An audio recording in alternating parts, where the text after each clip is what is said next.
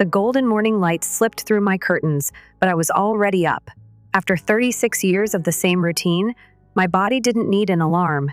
I moved through the kitchen with practiced efficiency, cracking eggs, brewing coffee, toasting bread, every motion precise and automatic. As the coffee machine gurgled, I heard footsteps creaking down the stairs. "Is the coffee ready?" my father, James, asked, already flipping open his newspaper. His morning ritual hadn't changed since retiring. Coffee first, then the news, then grumbling about the state of the world. "It's ready," I said, setting a steaming mug in front of him. "A little sugar, just how you like it." He took a sip without so much as a nod of thanks. Mom swept into the kitchen, perfectly put together as always. Catherine Wilson refused to let age dull her elegance. Her makeup was flawless, her outfit casually expensive. "Morning," she said absently, adjusting her scarf. "French toast today," I offered. She barely glanced at me. "I talked to Sophia last night. She and Lucas are having dinner with his parents." Of course. My younger sister was the golden child, engaged to Lucas Montgomery, heir to one of the wealthiest families in town. "That's nice," I said, setting the syrup on the table. "His parents simply adore her," Mom continued, her voice full of pride. I forced a smile and nodded, keeping my hands busy with breakfast. The conversation revolved around Sophia, her wedding, her new home, her perfect life. I listened in silence, my mind already planning my day. Work, errands, dinner, laundry. Maybe, if I was lucky, I'd find time to talk to Ethan. Ethan, my boyfriend, worked at the town library. He loved classic novels and had a quiet, steady kindness about him. But my family barely acknowledged his existence. To them, he was unambitious, unremarkable. "Mary, what's for dinner tonight?" Dad asked. "Chicken casserole. I told you yesterday." "Ah," he muttered, turning the page. "And don't forget to water the garden." I nodded, swallowing down the resentment. I had stayed home after college, thinking it was temporary. Somehow, it became permanent. I handled the cooking, the cleaning, the errands without discussion, without thanks. Through the window, I saw our elderly neighbors, the Parkers, taking their morning walk. They held hands, moving slowly but together. A familiar ache stirred in my chest. Would Ethan and I ever get that chance? "Mary, Sophia's birthday party is this weekend," Mom said. "Everything's ready, right?" "Yes," I said. "The cake is ordered. Decorations are set, restaurant reservation confirmed." She sighed in relief. "Good. I knew I could count on you." Of course she could.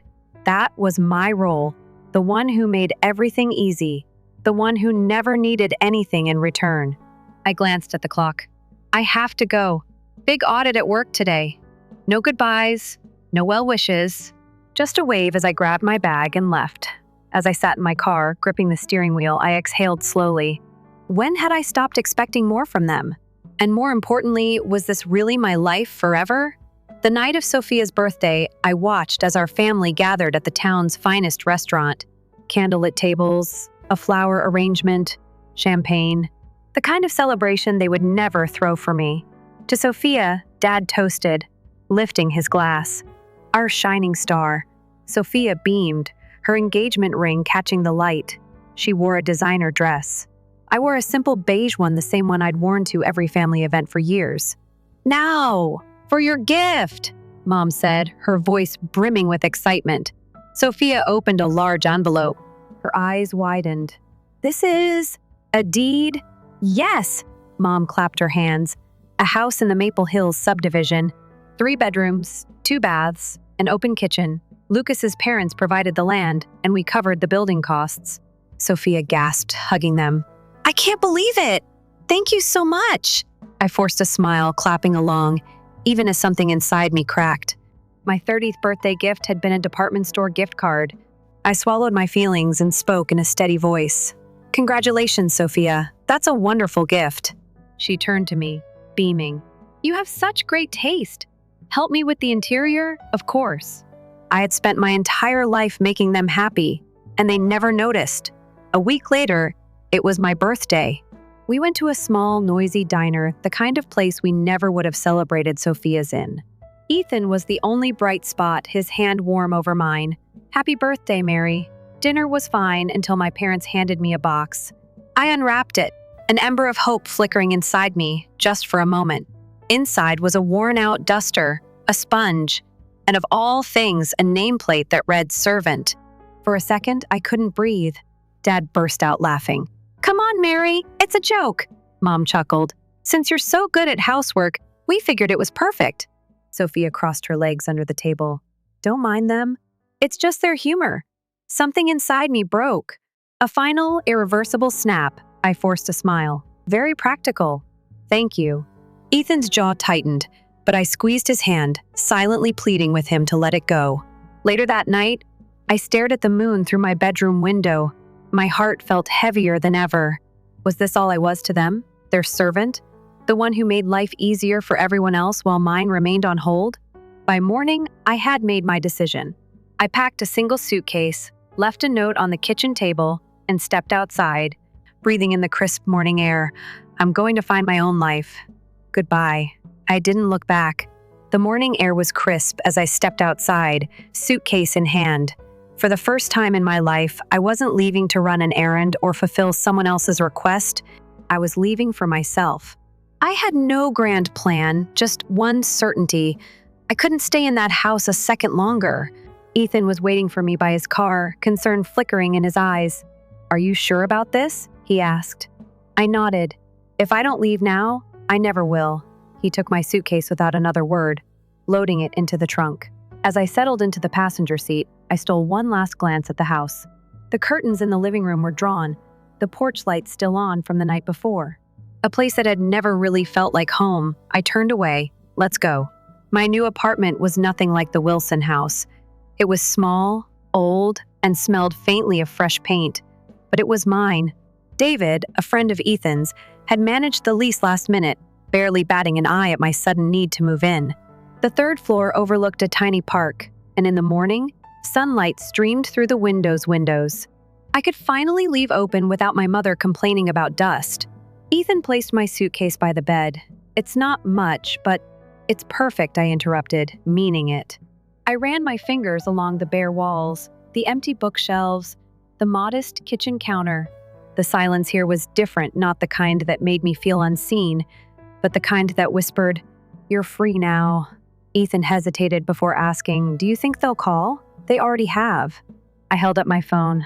Missed calls. 3 from my mom, 2 from my dad. No messages. "They probably assume you'll come back." I shrugged. "They always assume." He looked like he wanted to say more, but instead, he just pulled me into a hug. I let myself sink into it, feeling the warmth of his arms wrap around me. "You did the right thing," he murmured. I wanted to believe that. At work, I buried myself in numbers. Spreadsheets didn't demand emotions. Balance sheets didn't expect me to be anyone but competent. My boss, Martha Johnson, noticed my newfound focus. "Mary, I have to say, I've seen a real shift in you lately," she remarked one afternoon. "Your attention to detail has always been great, but there's something different now. More. Drive." "I'm trying to take a new perspective," I said. And for once, it wasn't just a polite response, it was the truth. "Good. Because I'd like you to take on a leadership role in the upcoming audit." I blinked. "Me?" She smiled. "Yes, you. I know you're capable, and it's time for you to step up. If all goes well, there might be bigger things ahead." For the first time in years, I felt something unfamiliar when thinking about work. Excitement. A week passed, then 2. I found comfort in small things, choosing my own groceries, cooking only for myself, walking in the park without checking the time. It was strange at first, the lack of obligation, the absence of someone constantly calling my name. But slowly, I started filling the space with things I wanted. I bought a bookshelf and lined it with novels I had never gotten around to reading. I picked up painting, even though I was terrible at it. I rearranged my furniture at 2 a.m., just because I could. Ethan and I spent quiet evenings together, drinking tea and talking about things that had nothing to do with my family. And for the first time in my life, I felt like me. Then, the inevitable happened. It was a Saturday morning when my mother's name appeared on my screen again. This time, I answered. "Mary," she said, exhaling sharply. "Where have you been?" "I left, Mom. I left a note A note? You think that's how you handle family matters? Her voice was tight with frustration. You just disappear and ignore us? I needed space. You're being selfish. I almost laughed. The irony was suffocating. Selfish? Mom, do you even hear yourself? There was a pause. Your father is upset. He'll survive. She sighed dramatically. Well, Vanessa is in a panic. The wedding plans are falling apart. She's been trying to reach you. Of course. This wasn't about me, it never was. They weren't calling because they missed me. They were calling because they needed something. Mom, I said slowly, have you once asked how I'm doing? Silence.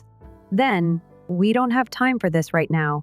Just come home so we can sort things out. I'm not coming home. Her breath hitched. You don't mean that. I do. Mary, she said, her voice a mixture of anger and disbelief. This isn't funny. I'm not joking. Another silence. A long one. Fine, she said finally, her tone cold. If you want to throw away your family, that's your choice. And just like that, she hung up. I stared at my phone, my heart pounding, but there were no tears, no regret, just a strange, unfamiliar sense of relief. Monday morning, Martha pulled me aside. The audit results came in. Excellent work, Mary. Thank you. She studied me for a moment, then added, how do you feel about a permanent promotion? A managerial position. I blinked. Are you serious? Very. She smiled. You've earned it. 2 weeks ago, I might have hesitated. I might have thought about whether my family would approve, whether I was allowed to put myself first. Now, the answer was easy. I'd love that. I left work that day with my shoulders lighter than they'd ever been. That evening, I ignored my mother's call again. I made dinner, curled up with a book, and listened to the quiet. Not the lonely kind, the peaceful kind, the kind that meant I was finally free. 2 months. That's how long it had been since I left the Wilson house. 2 months of living on my own, making choices that didn't revolve around anyone else. 2 months of silence from my parents. I thought it would hurt more. That I'd feel guilty. That I'd miss them. But I didn't. I was too busy living. The promotion at work came with more responsibilities, but for the first time, I wanted them. I met with clients, led meetings, and made decisions that actually mattered. My boss, Martha, was grooming me for bigger things, and I soaked up every challenge. Outside of work, I filled my time with things I never could before. Weekend drives to the countryside, late-night movie marathons with Ethan, cooking elaborate meals just because I felt like it. I was learning who I was when I wasn't just someone's daughter. Then, one afternoon, as I was finishing a report, my phone vibrated. It was a number I didn't recognize. I hesitated but picked up. Mary? The voice was soft, hesitant. I recognized it instantly. Vanessa. A pause. Then, I know you probably don't want to hear from me. She wasn't wrong. She exhaled. I need to talk to you. Please. I leaned back in my chair, weighing my options. The old me would have agreed immediately, out of obligation. But that Mary was gone. What do you want, Vanessa? My wedding. Her voice cracked. It's a mess. I almost laughed. Of course, I don't know what to do, she continued. Mom and Dad are stressing me out. Bradley's parents keep interfering. Nothing is going right. I remained silent, waiting. I miss you, she admitted. I didn't realize how much you did for me. For all of us. There it was. The beginning of recognition. A small part of me wanted to hold on to my anger, to make her feel the weight of my absence. But another part of me, maybe the part that still wanted to believe in family, softened. Meet me at Blue Garden Cafe, I said finally. Vanessa sounded surprised. You'll see me? I'll talk to you, I corrected.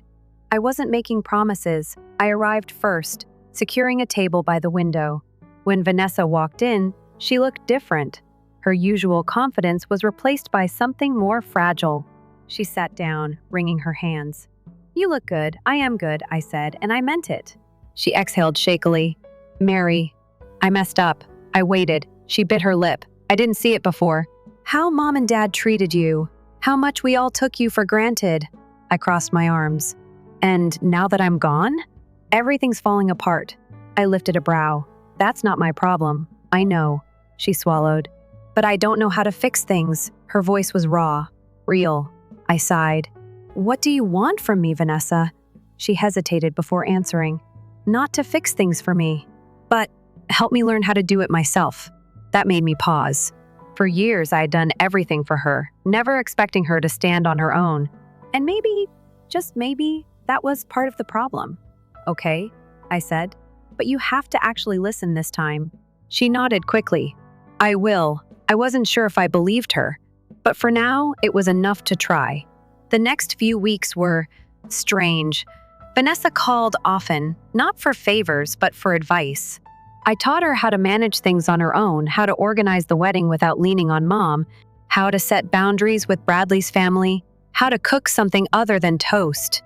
She struggled. She complained. But she tried. One night, after a particularly disastrous attempt at making lasagna, she texted me a picture of the burnt dish with a simple message. How did you do this every day? For the first time in a long time, I laughed. Maybe she was finally starting to understand. Then, another call came. This time, it was Dad. I debated ignoring it, but curiosity won. Mary. His voice was uncharacteristically quiet. I want to see you. I tensed. Why? A pause. Then, because I miss you.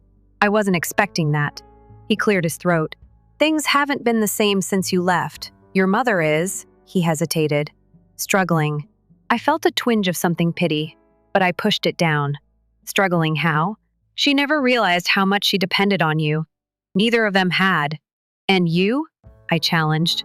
Have you realized it? Silence. Then, yes. For the first time, there was no arrogance in his voice. No entitlement. Just a man who was finally seeing the cracks in the world he had built. Will you come by? He asked. Just for dinner. I didn't answer right away. Going back felt like a step in the wrong direction, but part of me wanted closure. And maybe I wanted to see if they had really changed. I'll think about it, I said. The day I went back to the Wilson house, the air felt heavier. I had walked through this door 1,000 times, but this time was different. Mom looked tired. She had lost the effortless grace she always carried. For once, she seemed human. Mary, she said, softer than I had ever heard her. I nodded. Mom. We sat for dinner, and for the first time in my life, they didn't expect me to serve them. The table was already set. Dad had even attempted to cook. It wasn't perfect, but it was an effort. Halfway through the meal, Dad cleared his throat. I owe you an apology. I stilled. I thought I was doing what was best, he admitted. I didn't realize I was pushing you into a life you didn't want. I looked at him carefully, and now he met my gaze. Now I just want my daughter back. A lump formed in my throat, but I swallowed it down. I'm not coming back, I said gently. Not the way I was before. Mom's eyes watered, but she nodded. We understand. Did they? Maybe not. But for the first time, they were trying. That night, when I returned to my apartment, Ethan was waiting for me. How was it? He asked. I exhaled. Complicated, he smirked. Sounds about right. I curled up beside him. They're changing. Slowly. I don't know if it'll ever be enough, but it's something. He kissed my forehead. And you? I smiled. I'm finally where I'm supposed to be. The weeks after my dinner with my parents were different. Not perfect. Not easy, but different. Mom started calling, not to guilt trip me, but to talk. Our conversations were still awkward, like we were learning a new language, but at least she was trying.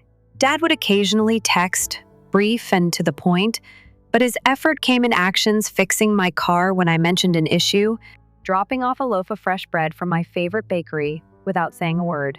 It was strange, and I didn't trust it yet, but I didn't push them away either.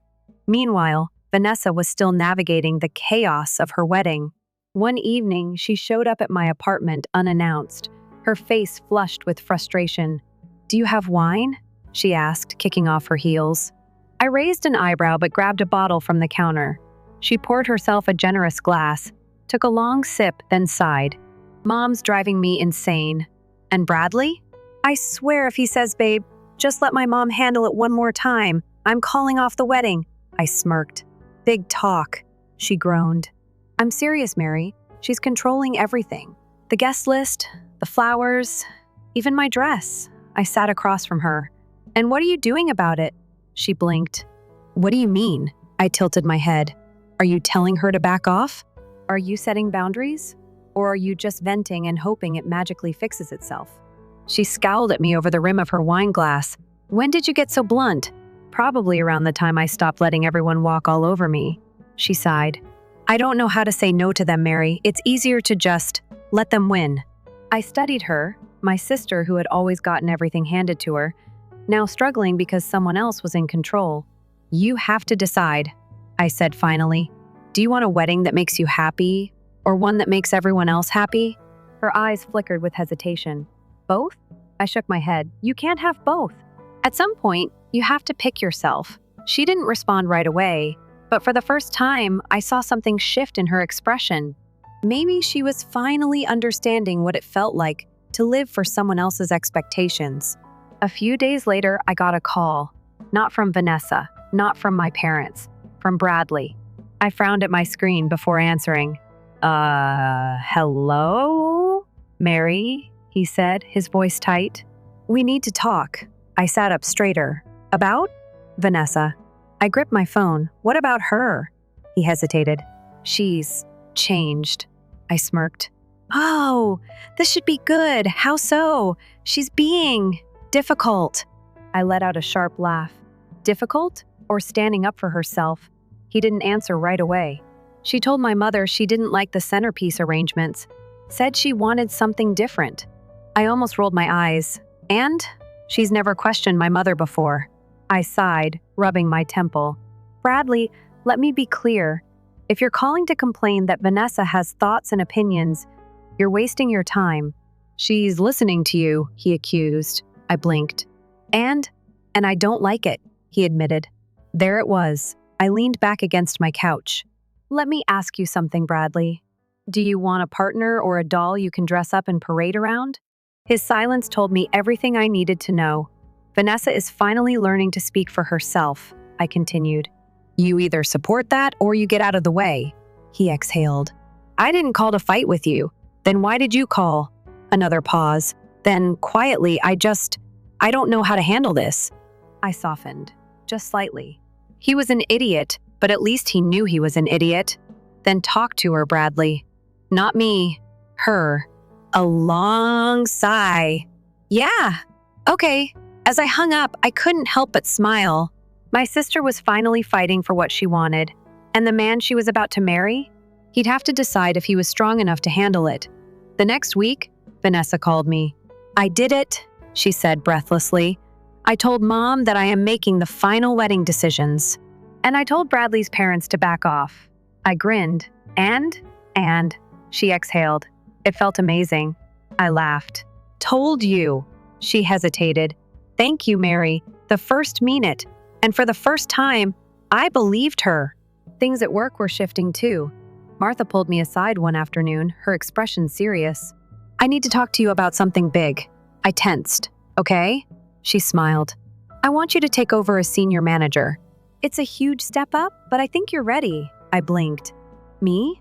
Yes, you. I swallowed. That's a lot of responsibility. It is, she agreed. But I wouldn't offer if I didn't think you could handle it. I let the weight of her words settle. I had spent so much of my life taking care of other people. And now, someone was trusting me to take care of myself. I straightened. Then I accept. Martha grinned. That's what I was hoping to hear. That weekend, my parents invited me over. Not for an event, not for a favor, just dinner. I hesitated before saying yes. The house felt smaller than I remembered, or maybe I had just grown. Dad was cooking, actually cooking. Mom greeted me with a hug that felt less like obligation and more like choice. Over dinner, we talked not about errands or responsibilities, but about life. At one point, Dad cleared his throat. Your mother and I, we've been thinking a lot about things. About you. I waited. We were wrong, he admitted. You deserved better. Mom nodded, her eyes glassy. I just want you to be happy, Mary. I studied them carefully. They would never be perfect. But maybe they didn't have to be. Maybe it was enough that they were trying. I smiled. I am happy. And for the first time in my life, I truly meant it. That night, as I curled up in my apartment, Ethan beside me, I thought about how much had changed, not just with my family, with me. I had spent my whole life living for other people. Now I was living for myself, and it felt damn good.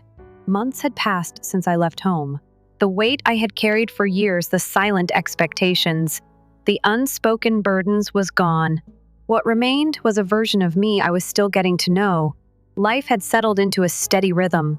My apartment truly felt like home now, filled with books, warm light, and small touches of personality I never had space for before.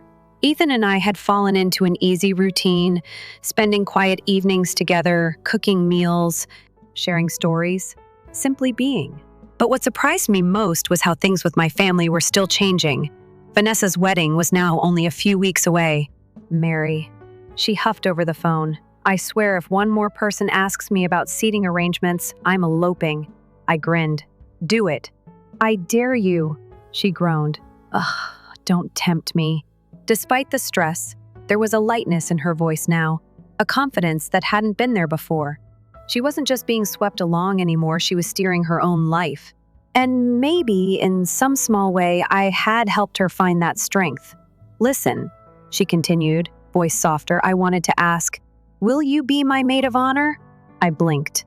You already have one, Emma, right? Well, yeah, but she hesitated. It doesn't feel right without you. My chest tightened. A year ago, I wouldn't have believed her. A year ago, I would have been expected to do it, not asked. But now I had a choice. I'll do it, I said, smiling. Vanessa squealed. Good, because I need someone to keep me from slapping Bradley's mom at the rehearsal dinner. I snorted, happy to assist. Maybe this was what a real sisterhood felt like. Not obligation, not expectation, just choice. At work, my role had officially changed. The title on my office door read Senior Manager, and the weight of that responsibility sat comfortably on my shoulders. Martha called me in one afternoon. How are you settling into the role? She asked, leaning back in her chair. Good, I said honestly. I like it. She nodded approvingly. I knew you would, and I want to talk about something else. I tilted my head. Our regional office is looking for someone to head a new expansion project, she explained. It's a big step, but I think you'd be perfect for it. My heart pounded. A promotion. Another level of independence. A new beginning. And before you say yes, she added, it's in Seattle. I froze. Seattle. A new city. A fresh start. An opportunity I had never imagined for myself. My mind raced. My life had just started feeling stable, and now, this. Take time to think about it, Martha said. But don't be afraid of what's next, Mary. You're capable of more than you realize. I nodded, my thoughts already spinning. Could I really leave? Did I want to? That evening, I told Ethan. His reaction was immediate. You have to take it. I looked at him, surprised. Just like that? He smiled, taking my hands in his. Mary, this is everything you've worked for. You can't pass it up. But what about us? His expression softened. We'll figure it out. A pause. Then, softly, do you want me to come with you? My breath caught. The idea of moving was terrifying. But moving with Ethan? That was something else entirely. Would you? I asked, barely above a whisper. He grinned. I'd go anywhere with you. And just like that, I knew my answer. I told my family over dinner. Mom and Dad had invited me over again this time, not as an obligation, but because they wanted me there. It was still strange navigating this new version of us, but it was better. We ate together, no tension, no demands. Just conversation. Then, when the moment felt right, I said, I have news. They looked up, curious. I got offered a position in Seattle, a huge opportunity. Silence. Then Mom whispered, You're moving? I nodded. Yes. She set her fork down, her eyes glistening. Dad cleared his throat. That's big. It is, I agreed. And I'm taking it. A pause. Then, to my surprise, Dad smiled. I'm proud of you, Mary. My heart stuttered. Had he ever said that to me before? Mom reached for my hand. We'll miss you. I'll visit, I promised. But this is what I need. She nodded, squeezing my fingers. Then go make us even prouder. The night before Vanessa's wedding, she and I sat outside under the stars, wrapped in blankets like we used to when we were kids. Are you scared? I asked her. She exhaled. A little. You can still run, I teased. She snorted. No way. Bradley's too stubborn to let me go now. A pause. Then she turned to me. Are you scared? About moving? I hesitated. Yeah. She nudged me playfully. Well, at least we're both freaking out about our futures at the same time. I laughed. I guess so. She sobered. I'm happy for you, you know. I know it took me too long to see it, but you deserve this. I swallowed past the lump in my throat. Thanks, V, she smirked. And when you and Ethan get engaged, I better be your maid of honor. I chuckled. We'll see. But deep down, I already knew the answer. The wedding was beautiful. Not because of the expensive flowers or the grand venue, but because Vanessa walked down the aisle knowing she had chosen this life, instead of having it chosen for her. As I stood by her side, I realized something. We weren't the same sisters we used to be. We were better. A week later, Ethan and I packed up my apartment. Boxes stacked by the door, suitcases filled with everything I had built for myself. I stood in the doorway one last time, taking it all in. This place had been my first taste of freedom, but it wasn't my final destination. Ethan slipped his hand into mine. Ready? I smiled. Yes. And together, we stepped into our future. The plane touched down in Seattle beneath a slate gray sky, mist curling around the edges of the runway. A new city, a new beginning. Ethan and I stepped into the terminal, my heart hammering with a mix of excitement and nerves. You okay? He asked, squeezing my hand. I nodded, exhaling slowly. Yeah, just taking it all in. Seattle was nothing like the small town I had left behind. It buzzed with life, people moving with purpose, the air thick with the scent of coffee and rain. And yet, despite the unfamiliarity, I felt no fear. I wasn't running away from my past anymore. I was running toward my future. Settling in took time. Our apartment was small but cozy, the windows framing a perfect view of the city skyline. My job was demanding, pushing me in ways I hadn't anticipated, but I welcomed the challenge. For the first time, my success was mine alone earned, not expected. Ethan found work at a local bookstore, a quiet corner filled with the scent of old pages and endless stories. He thrived there, and every night, we'd sit together in our tiny kitchen, swapping tales of our day over takeout and cheap wine. It wasn't perfect, but it was ours. One evening, as I sat cross-legged on the couch, my phone buzzed. Mom. I hesitated before answering. Hi, sweetheart, she said, her voice softer than it used to be. How's Seattle? I smiled. It's good. Busy. Different, I bet. She paused. We miss you. One swallowed, I miss you too. And I did, but not in the aching way I once had. It wasn't a longing for validation or recognition. It was just the natural kind of missing, the kind that didn't hurt anymore. We're proud of you, she said, surprising me. Your father too, I blinked. Really, of course. We may not have shown it the way we should have, but we always were. For once, I believed her.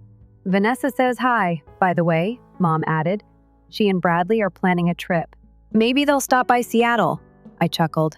That would be nice. Just take care of yourself, okay? I nodded, even though she couldn't see me. I will. When we hung up, I stared at my phone for a moment, then set it aside. Ethan joined me, draping an arm around my shoulders. Everything okay?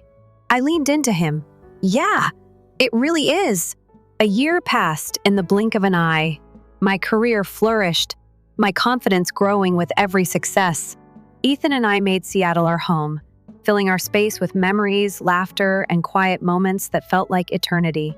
On a crisp autumn afternoon, he took me to the park near our apartment, the leaves golden and fluttering in the breeze. Marry me, he said simply, holding out a ring that wasn't extravagant but was perfect. I didn't hesitate. Yes. He slid the ring onto my finger, and I realized this wasn't just a moment. This was a promise, not just from him, but from myself. A promise to never lose sight of who I was again. The wedding was small, just close friends and family, Mom cried. Dad actually smiled. Vanessa, true to her word, stood beside me as my maid of honor. And as I stood at the altar, looking at the life I had built, I knew this wasn't the ending. this was just the beginning. Story 2. A peaceful residential neighborhood in the Boston suburbs was around 20 minutes away from Campbell Construction Supply's headquarters. It featured huge glass windows and outside walls made of red brick. Originally built by George Campbell's grandpa in the 1940s and refurbished by third-generation George. 20 years ago, Melissa Campbell was looking out the window of her roomy office on the top level of the 3-story structure. Her beautiful blonde hair was drenched in the same golden light from the trees and the red and gold leaves of the street in the fall sunlight. Melissa co-managed this well-known New England provider of building supplies. Her desk was piled high with contracts, and from the next room, her computer screen showed the most recent inventory management system. She heard the voice of her sister, Vanessa. She appeared to be speaking with a client bank over the phone. Indeed, the result in the second quarter was better than anticipated. Indeed. Thank you. Melissa is solely responsible for landing 3 significant projects. Melissa grinned. On the surface, Vanessa was recognizing her accomplishments. Vanessa always looked flawless. She looked like she walked out of a fashion magazine today, wearing a navy blue pantsuit and a pearl necklace. Melissa, on the other hand, favored button-down shirts and comfortable pants, clothes that would enable her to go to building sites if needed. The documents for our meeting with Hudson Development tomorrow have been reviewed by me. Vanessa brought a pile of papers into Melissa's office. Her green eyes showed keen intellect, and her dark brown hair was cropped to bounce at her shoulders. "Thanks, V," Melissa said lovingly. "Were there any problems?" "As always, every number is flawless. Although their suggested deadline may be a little unreasonable," Vanessa stated with confidence. "Our supply chain is having problems. I've talked to Jim Hudson already. They anticipate some delays. This morning, I verified it over the phone." Vanessa answered, rather astonished. "Of course you did. Your ability to cultivate relationships never ceases to amaze me." It sounded commendatory. However, another emotion seems to permeate. Despite sensing this slight subtlety, Melissa remained silent. She had a complex connection with her sister. Although they appeared to be cooperative sisters, friction and rivalry occasionally surfaced. Melissa was in charge of technology and sales, while Vanessa was in charge of finance and human resources. By honoring one another's spheres of influence, they had managed to keep everything in balance. "Have you told Dad?" Vanessa inquired. "When I visited the hospital yesterday, I spoke with him." Melissa trailed off, but he was happy. However, "What?" "He instructed me to raise the profit margin as usual." Melissa gave a shrug. "Do not be concerned. We are both aware that his method isn't always correct. Since last year, George Campbell had been in and out of the hospital due to heart issues. His presence was still strong, and his opinion was always sought for important decisions. Even though he had withdrawn from the day-to-day operations of the company, he personified the traditional construction industry values of putting profits ahead of feelings." Eleanor, Vanessa's mother, shared Melissa's opinions. Even though she was officially retired from the company, she continued to visit the office twice a week to watch the staff and provide guidance when needed. Eleanor occasionally blurred the boundaries between family and business, allowing family hierarchy and obligations to influence business decisions even when it wasn't necessary because of her rigid traditional values. Vanessa said abruptly, "Mom called. Tomorrow evening is a family meeting. It's important," she says. Melissa hesitated for a second. "Are you aware of its purpose?" Vanessa hesitated a little, but she didn't say anything. "It may have to do with the company's future, in my opinion." Melissa tried to read her sister's expression, but Vanessa quickly looked away. There was a sense that she was hiding something. "All right, I'll be there," Melissa replied. "But first, I need to finish processing the new order from Schneider Industries." "You're always all about work." Vanessa laughed lightly. "But that's your strength, too." After Vanessa left the room, Melissa stared at the family photograph on her desk. It was taken during the company's 75th anniversary celebration, showing George and Eleanor, Melissa and Vanessa standing at the company entrance. She could no longer tell what lay behind those smiles. She was often treated as the operations person and frequently excluded from strategic decisions. Even when she spoke at board meetings, She rarely felt her input was taken seriously. However, Melissa had a strength that no one else could match. She had connections throughout the industry and had built relationships with the most important customers. It was a talent that her father and mother had never tried to understand, the ability to build genuine relationships and trust. Did her family truly understand that these relationships were now supporting Campbell Construction Supply? Melissa picked up her smartphone and checked her schedule for tomorrow morning, meeting with Hudson Development to site visits in the afternoon and the family meeting in the evening.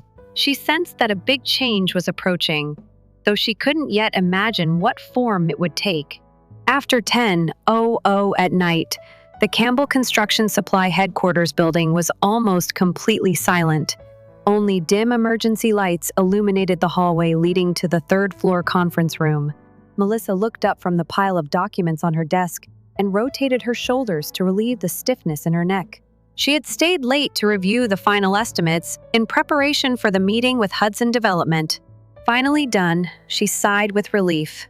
From her office window, the nighttime Boston skyline stretched out before her. Tomorrow would be an even longer day. As she began to pack up, she heard faint voices coming from the conference room. Melissa stopped in her tracks. She was supposed to be the only one in the office. The janitor, Frank, worked on the first floor.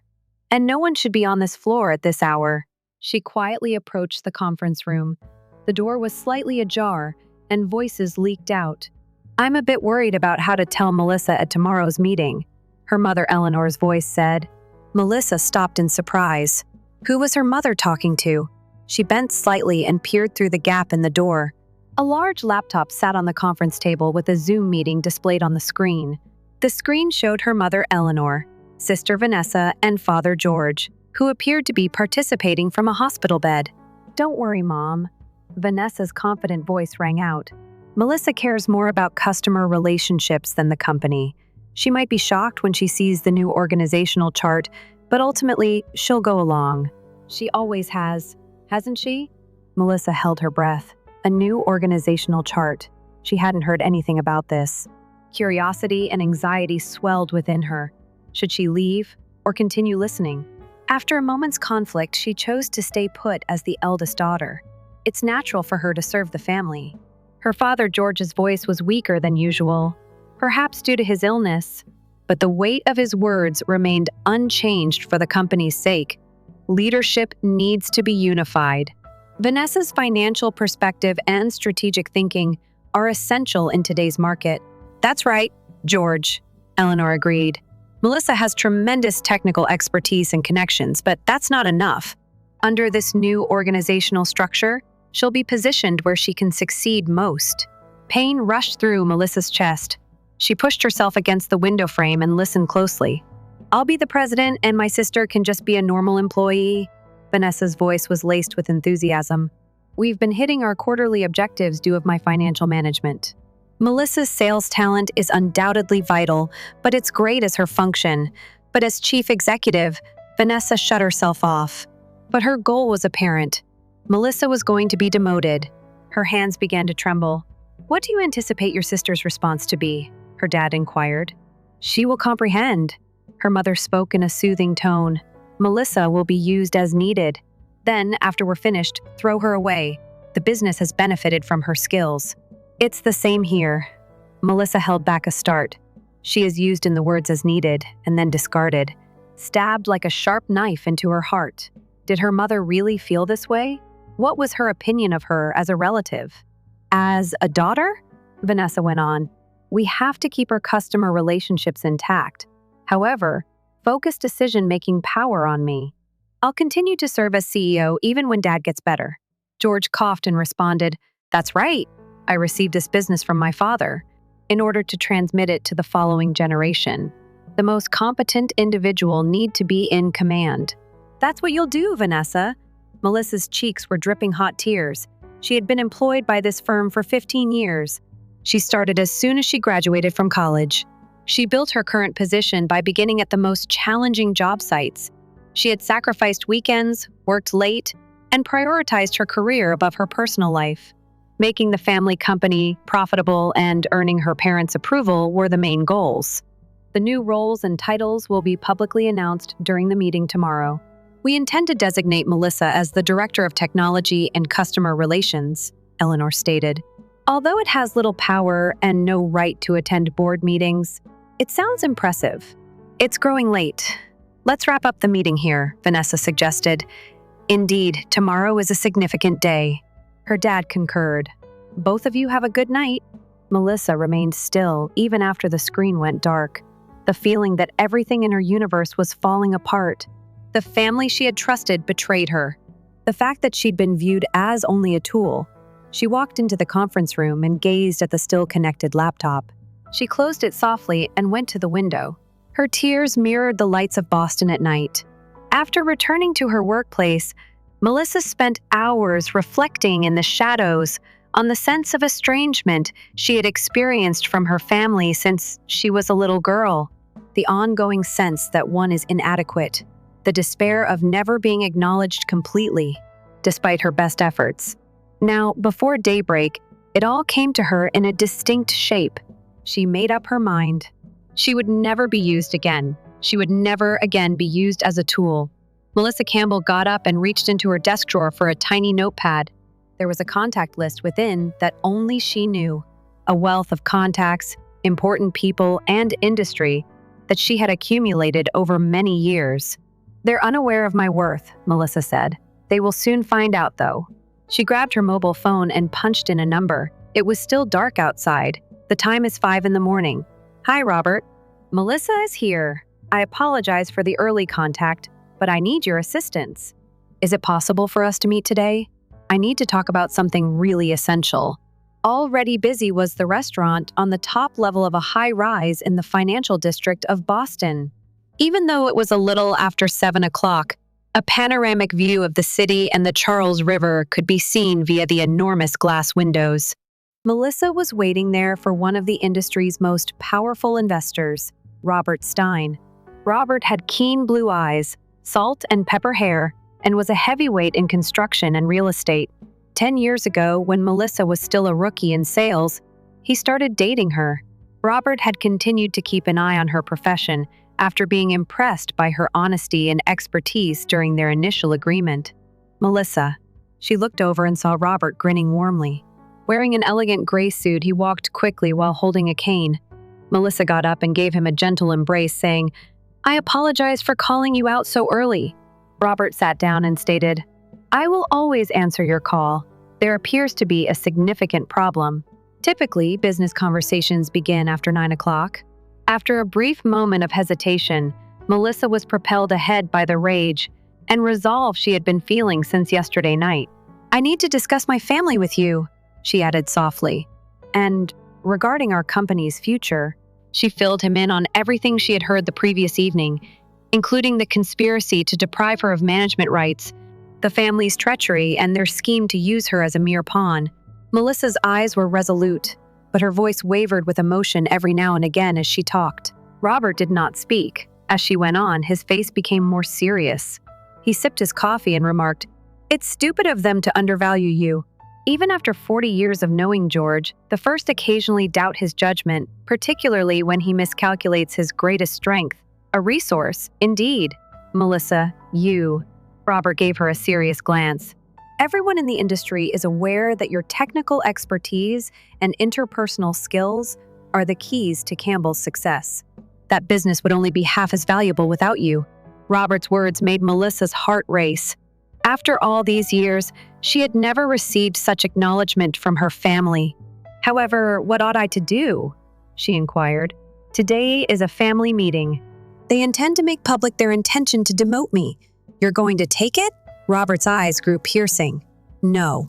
Melissa gave a firm response. "I will never again be used as a tool." "However, how can shares be reclaimed?" Robert drummed the table with his finger. "What is Campbell's stock structure?" "It is a family-run company. Dad owns 45%. Mom has 20%. Each of us, Vanessa and I, has 15%. Senior staff members own the remaining 5%. I noticed Robert thinking, "The bulk of the shares are owned by your family. However, if an outside investor did..." His eyes narrowed as though he was doing some math, and he stopped talking. What are you thinking, Robert? Purchasing Campbell's stock. He spoke softly yet firmly. I have the finances and industry connections. If we were able to purchase your mother's and father's interests. Dad won't sell, though. Melissa gave a headshake. He views the business as a family heritage. Unexpected choices can occasionally be made by a guy who is weakened by sickness. Robert's eyes gleamed, particularly when he was confronted with a precipitous drop in the worth of his business. Melissa scowled. A drop in worth? What are you saying? What is Campbell's best quality? Robert inquired. The inventory of buildings? No connections with customers? And many of those connections were formed by whom? Yes, I did. Melissa started to get it. Indeed. What if your clients began stating that they would no longer do business with you if you were fired? How will the value of Campbell change? Something was starting to take shape. Melissa arranged her network clients in her mind. She had established personal connections with people who respected her knowledge and moral character. I may raise my own shares by investing all of my savings. She made up her mind. Other stockholders, even if we are unable to convince my mother and father. That's right. Robert gave a nod. Let's get in touch with your clients first. At the same time, explain the circumstances and ask them to support you. I'll go ahead and buy shares. We're running out of time. They worked out their plan during the morning. Melissa retrieved her list of clients and chose the most reliable business associates. To start getting ready to buy shares, Robert contacted his attorneys and financial consultants. Before they went to lunch, they had one more bit of advice. During today's family meeting, Robert gave Melissa a serious look. Pretending to be ignorant is preferable. To gain time, pretend that you support their proposal. Playing a part? Melissa paused a little. Lying is not my strong suit. It's not a lie, Robert muttered. This is a tactic. You're struggling to keep your worth intact. You don't have to tell the opponent about your plans. Melissa inhaled deeply. I get it. I'll make an effort. Melissa came back to the organization after the meeting with a renewed feeling of resolve and purpose. Throughout the day, she carefully considered the phrases she used when she contacted 5 important clients. She underlined the value of their friendship while bringing up the prospect of organizational changes within the business. Unexpectedly, she received quick help from every consumer.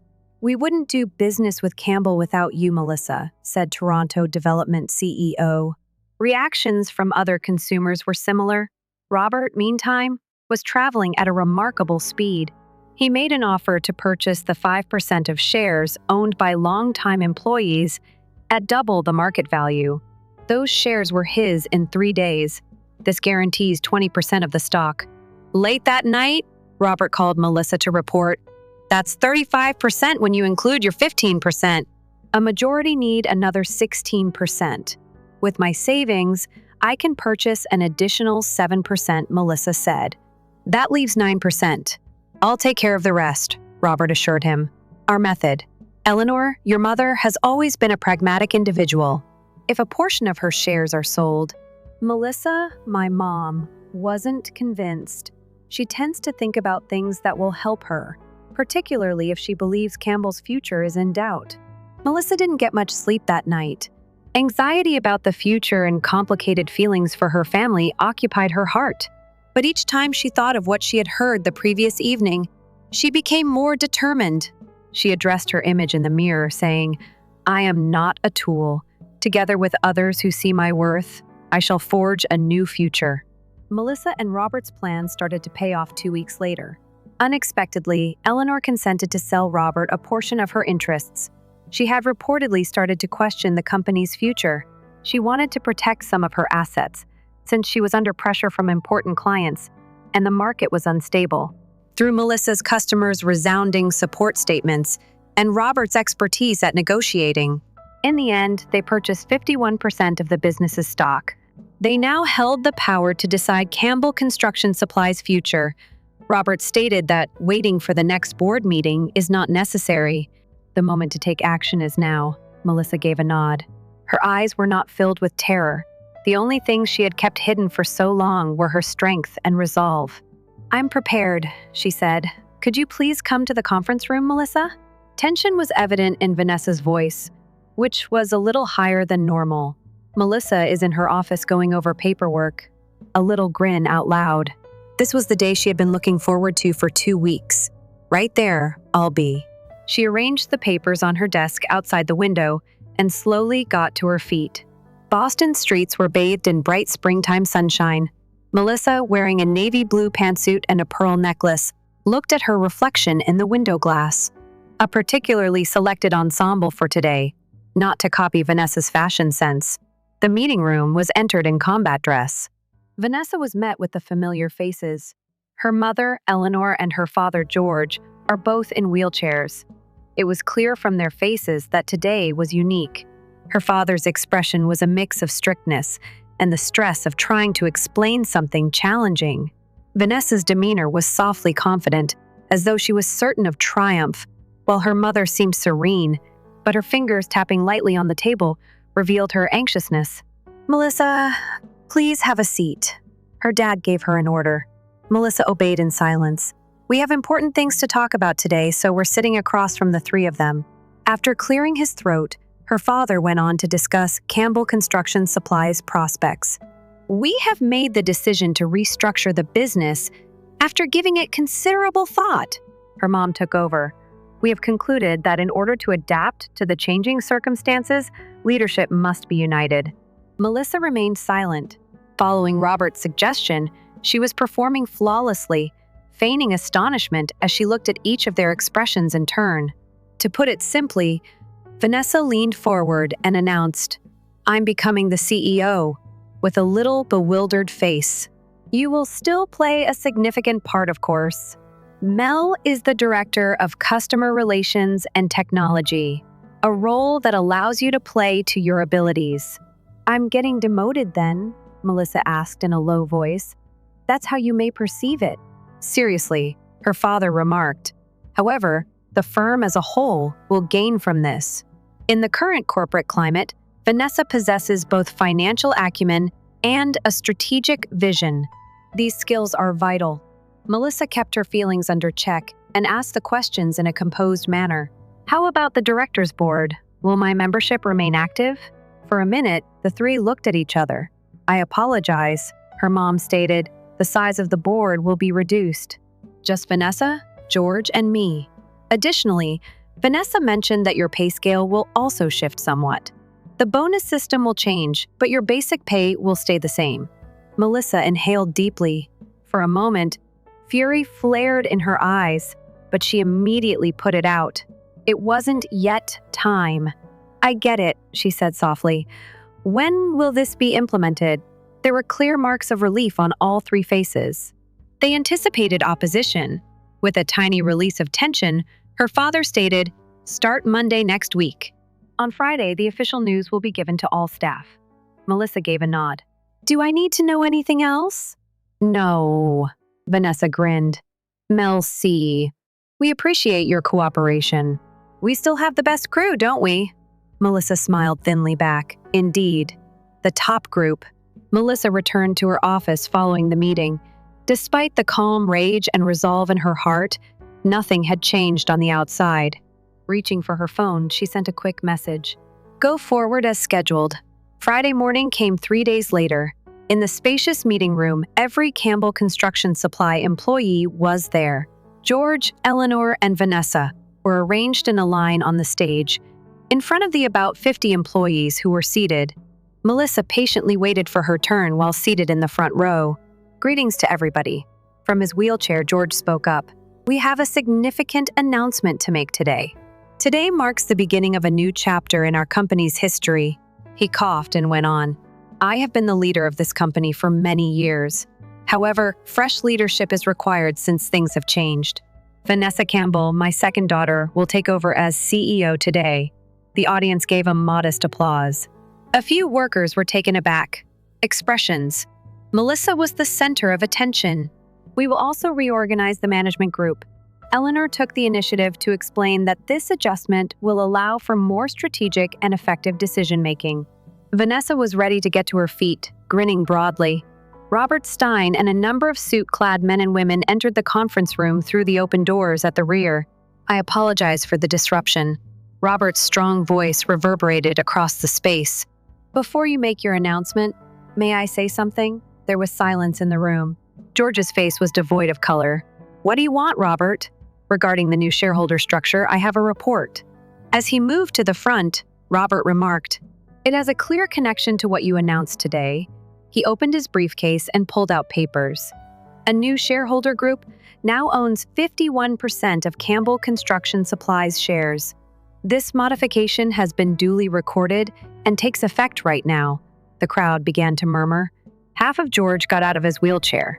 "What? That isn't feasible. Every transaction was lawful." "Calmly," George Roberts said. 10% of the 20% in Illinois, 5% from long-term workers. Melissa's 15% plus the 21% she recently acquired, that's 51% overall. Everybody looked at Melissa. She rose slowly and made her way to the front. Greetings to everybody. Her voice was firm and unflinching. "I have an announcement as well." Standing behind Robert, she looked around the room. "I've been employed at this organization for 15 years. As you are aware, I've strengthened my technical expertise, developed connections with customers, and taken pleasure in the Campbell name." She glanced at Vanessa and her parents. Their features showed perplexity and fear. "However, I have learned that my family views me as someone to be used when necessary and discarded when finished. My function as a normal employee seems to be enough. Not mine, but theirs." The chaos in the room increased. Vanessa's lips quivered and Eleanor's face became white. Melissa went on, "I have the authority to switch the management team because I own 51% of this company's shares. Rachel Morrison will take over as CEO today." She waved, and a woman in her mid-50s who had been with Robert moved forward. With 25 years of building business experience, Rachel was a well-respected veteran, as well as Dad, Mom, Vanessa, Melissa. "Take a close look at all three. All of you have been sacked." There was utter stillness in the room. "You can't be serious, Melissa." Her father's voice was shaking as he spoke. "We are related," Melissa gently answered. "You can't choose your family, but who you collaborate with is up to you. I prefer to collaborate with those that recognize my worth." She looked back at the staff. "Many of you will stay. Together, Rachel and I will establish a new company that appropriately recognizes contribution and skill. We'll answer any queries you may have one-on-one." Vanessa started crying very immediately after those words were over, and George held his chest in agony. Eleanor was stunned when she sat down. Melissa gave them a final glance before speaking. "To pack your workplace supplies, you have 3 hours. You will be accompanied by security." Then she went out into the hallway with Robert and Rachel. Robert held her shoulder tenderly. "Melissa, good job." Melissa let out a long breath. "It's not finished yet. This is a fresh start." She saw drive and a range of nuanced emotions. Though difficult, this was a win. Her relationships with her family will never be the same. However, she was aware that in order to preserve one's worth, one must occasionally make tough decisions. A year later, the fall in Boston was abnormally warm. From the new headquarters window of Campbell Construction Supplies, beside her, Melissa stared at the Charles River, which was glowing in the sunshine. Rachel Morrison, the CEO, was looking over the most recent performance report, 25% more than the previous year. "Outstanding outcomes," Rachel grinned. "Your plan to grow your clientele has been successful." Melissa gave a silent nod of approval. "It's a collective accomplishment. Everyone can use their abilities in the atmosphere we've built." Under Rachel's direction, Campbell had undergone a substantial transformation since that momentous day. The business had expanded quickly, and its standing in the industry had improved. Melissa had at last found a position where she could show off her real value as Chief Strategy Officer. Because to open decision-making procedures and equitable assessment methods, staff members embraced the new management group, and morale was at an all-time high. "Robert contacted me," Rachel said as she sipped her coffee. "The fact that his investment has doubled makes him very happy." Melissa grinned. "He had faith in me. I'm happy I was able to earn his trust." Melissa glanced at her cell phone as she was leaving the workplace. Thanksgiving was 2 weeks away. Her relatives had not left any messages. Unable to continue living the extravagant lifestyle they had formerly led, George and Eleanor had relocated to a modest condominium in Florida. Sometimes they were compelled to retire. Eleanor sent out emails that were at first accusatory and angry. Lately, their tone had progressively gotten softer. After losing her job at Campbell, Vanessa had to deal with increasingly challenging conditions. She ultimately found a regular job at a small building supplies firm after struggling to obtain work with rivals. She had sent a number of sorry texts, but Melissa was not yet prepared to respond. Melissa returned to her apartment, opened a picture album, and sat on the sofa facing the fireplace. Smiling parents and sisters in childhood family photographs. Had she just refused to see what was invisible? Or had they truly been happy at the time? Melissa was surprised when the phone rang. Her mother was the one. "What are your Thanksgiving plans, Melissa?" Eleanor's tone had changed from one of confidence to another. "Vanessa, your father, and myself. We hoped that we would all meet up." Melissa's response, "I'm not sure yet," was carefully worded. "Give it some thought." "I get it," Eleanor muttered. We hope to see you. We were mistaken. We underestimated your worth. We would want to personally apologize for that." Melissa hung up and gazed out the window for a while. Perhaps she could forgive, not forget, but forgive. She informed Rachel the next day that she would be taking Thanksgiving off, spending time with relatives. Rachel inquired softly, "Indeed?" Melissa paused for a bit before responding. "It may be the beginning of something fresh. Perhaps that's the definition of family. Family, even when it's not ideal. Life is unpredictable," Melissa reflected as she switched down the lights in her workplace as twilight approached. She was hurt by treachery a year ago. She now travels a road she has chosen and is aware of her value. She could also be making a little progress in making amends with her family, though this isn't confirmed yet. "You can't pick your family," she said softly. "However, you have a choice in how you establish relationships.